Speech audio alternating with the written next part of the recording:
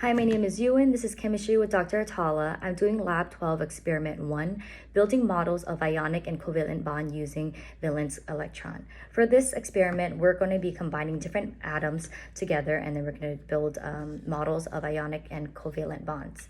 The materials we need for today are 14 corkboard pieces. I didn't have corkboard pieces, so I used cardboard, and it works perfectly fine.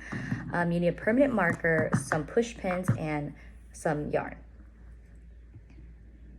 So using our permanent marker, we're going to label each of the cardboard pieces with the following atoms. We have hydrogen, chlorine, sodium, oxygen, magnesium, potassium, bromine, and fluorine.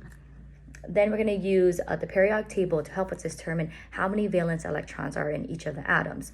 For example, I have chlorine. Chlorine has 7 electrons, so I use the push pins to represent the electrons.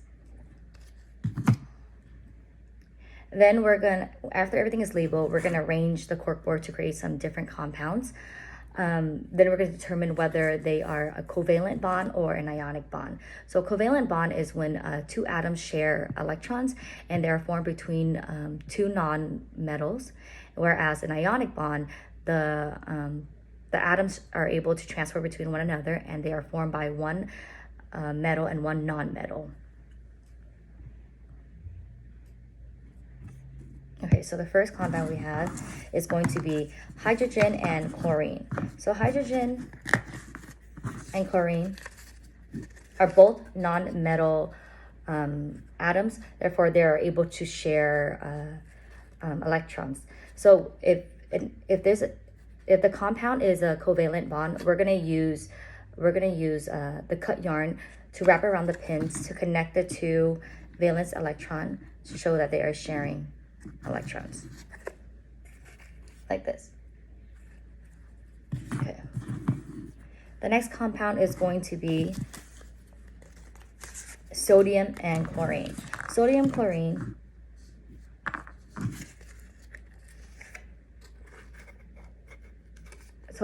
is one non-metal and one metal, therefore it's going to be an ionic bond. And if it's an ionic, if your compound is an ionic bond to the atom, we're going to remove one of the pins from the electric donor, which is going to be sodium, and we're going to place it onto the electron acceptor side, like that.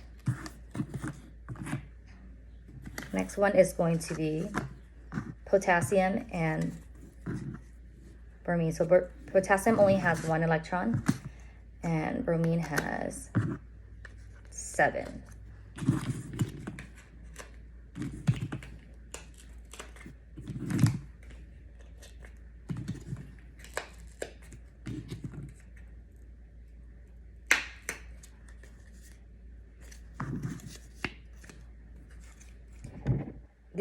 This compound is considered ionic because one is non-metal and one is metal. So potassium would be the donor and bromine would be the acceptor. So I transferred it over. Next one is going to be magnesium and oxygen. Oxygen has 6 electrons.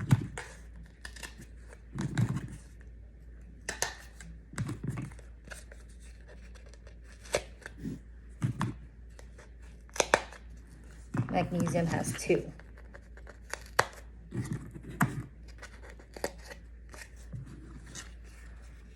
One is non-metal and one is metal. Therefore, their magnesium is going to transfer over to oxygen.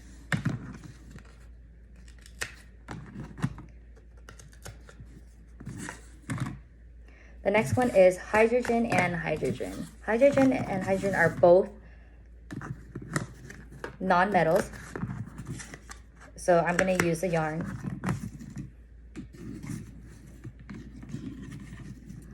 to represent that they are shared electrons.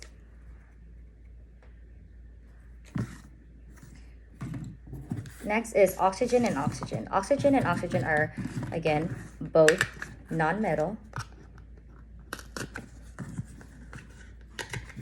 So they are considered a covalent bond.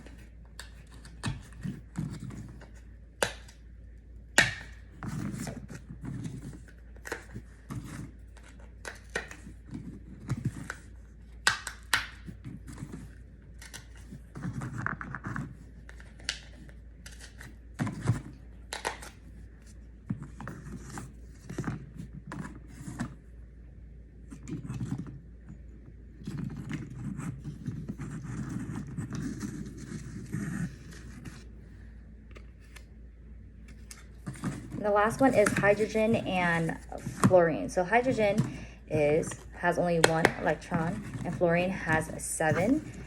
They are both non-metal. So I'm gonna have to use the yarn.